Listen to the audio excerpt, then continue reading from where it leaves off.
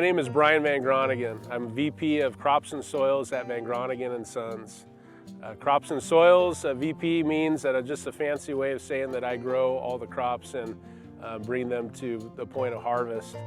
San Joaquin County is the top county in pumpkin production in the state of California.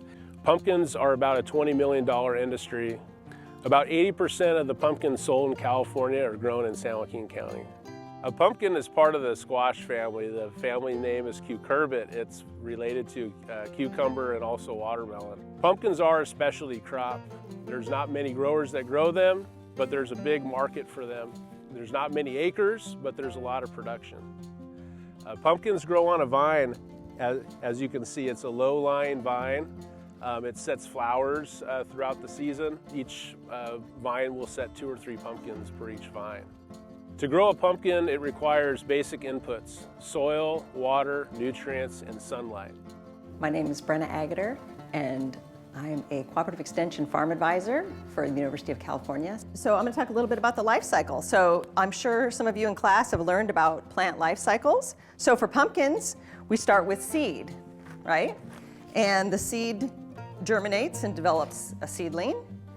And that seedling grows into what is a very large vine. And that vine, with time, develops flowers. And if that flower gets pollinated by a bee, then we get the green pumpkin. And as that pumpkin ripens, it develops its color, which often is orange, but we also have other varieties. You can either, plant your little seed, or you could plant a small plant, a transplant. But on the farm, they can't do it by hand. So the seeds are actually going to be planted onto pumpkin beds. And what a bed is this area of soil that's raised up. So you can see there's a lower area here and then a higher area, and we call that the bed.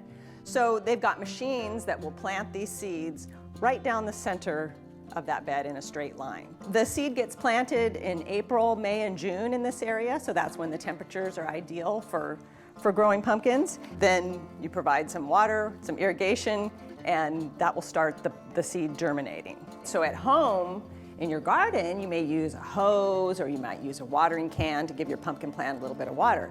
But on a farm, you've got to give water to 100 acres or more of pumpkins, right? So you're not going to be able to use a hose. They don't make hoses that long. So this is a very common way that pumpkins are watered now, is with a buried drip system. So this is called drip tape. I've cut it here, and you can see that it's kind of like a tube in cross section. So the water flows through here, and then you can barely see it, but there's little teeny tiny holes, and the water drips slowly out of those holes. This drip tape is actually buried underneath the ground. And if you look in this photo here of a field, the drip tape would be buried under the center of the bed, underneath all these pumpkins, and there'd just be a trickle of water that's being supplied to the root system that will provide those plants with the water they need. Here's what the seed germination looks like. So here's a seed that hasn't started germinating yet, and then it develops the little root here, and then this green part here is what's going to develop the shoot or the vine. So you got the root growing down into the soil, and then the vine growing up above ground. Here's a picture of a pumpkin flower. It's a pretty flower, and pumpkin plant actually makes both male and female flowers, which is kind of unique among plants, that it develops the 2 different types of flowers. So bees will visit both types of flowers and will move the pollen from the male flowers to the female flowers. And if the bees are successful in transferring that pollen, we call this pollination, and the result is a little tiny pumpkin. And one interesting thing is that you may see in this photo is the dried flower that remains for a few days after the pumpkin starts growing. So with your pumpkin at home, if you turn it upside down and look here, that's where the flower was attached. So it's kind of like the pumpkin's belly button. And then this is where it was attached to the vine. So it's cut off at harvest, and they leave a few inches of stem there so that you got a handle on your jack-o'-lantern. And so some of them they cut with a longer piece of stem on it, and just because it looks really cute, right? Almost all of our varieties are harvested in September and October. All of our pumpkins are cut by hand. A hand crew goes through and cuts all the pumpkins off the vine and lays them in rows to be picked up later. We have a second crew that comes right behind them, usually within the next day, to pick up the pumpkins and load them into big trailers. Once the pumpkins are loaded in the field, they're brought to our packing shed. At our packing shed, they're brought across scales and weighed. After they're weighed, they're brought to our packing lines where they're unloaded off the trailers and onto our conveyors. Most of our pumpkins come out of the field with a little bit of dirt and grime on them. At our packing shed, they're washed and also buffed on our conveyor belt by brushes. They're also given a little bit of wax to give a nice shine to them before they're put into the cardboard bins.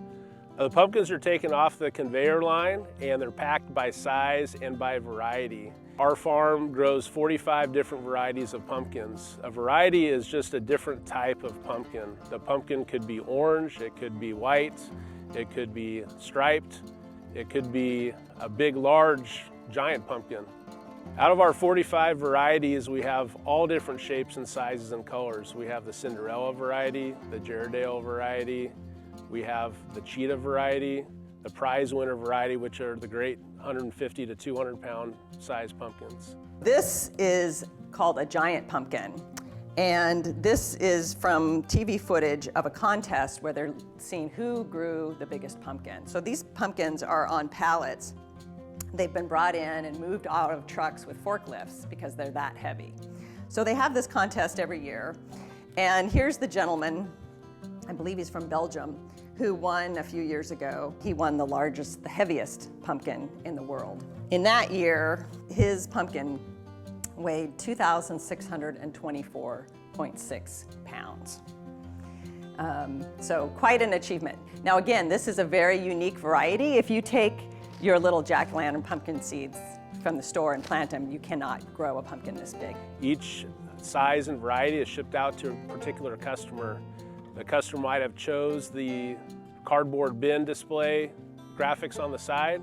It might have their store name on it, might have our name on it, it might just be a plain cardboard bin. At our farm, we try to be as sustainable as possible. All of our pumpkins that have broken stems, that might have cracks in them, or that were damaged in shipping, they will be sent to our beef cattle farm where they're fed to animals so they can also grow and be productive. All of our pumpkins are shipped out on the West Coast in the states of California, Oregon, Utah, Nevada. They're shipped out to stores such as Trader Joe's, Walmart, Costco. We also have our own farm stand if you'd like to come out and visit, located on Jack Tone Road, just north of French Camp Road. I'm sure everybody knows what this is. This is your normal carving jack-o'-lantern pumpkin. Almost 90% of our pumpkins are used just for decoration, although we do have a small percentage of our pumpkins that are consumed. They can be baked into pies, into breads, into cookies. Pumpkins are also very nutritional. Inside a pumpkin are many seeds, and those seeds are full of protein. They can be roasted and eaten. They can be put on salads. They can be used for many different reasons.